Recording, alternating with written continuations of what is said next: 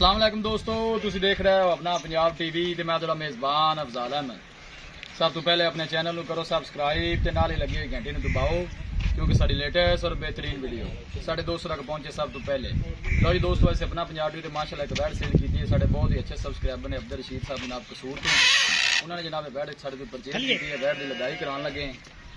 सब तो पहले मेरा कैमरामैन जनाब बैड दिखाएगा। तोरो भाई क्या चल अब्दुल रशीद साहब ने जनाब कसूर तो उन्होंने जनाब बैड साडे तो परचेज की है। कल जनाब यूट्यूब पर वीडियो लाई सी, जनाब लोड कराने लगे हैं।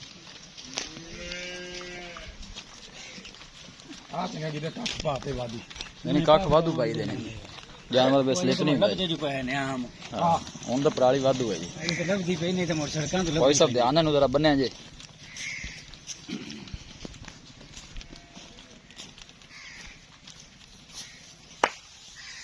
चल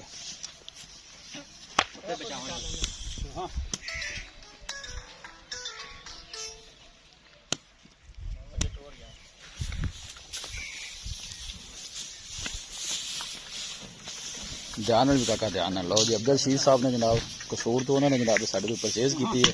सून वाली माशाअल्लाह दिन वाले कढ़ ली है।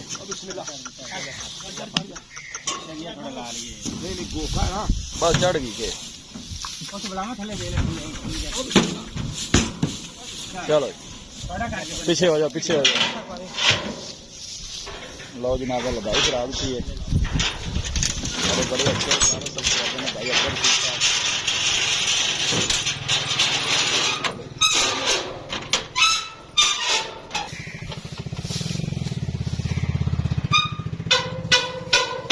पसंद आवे लाइक मिलांगे लाया करो यार।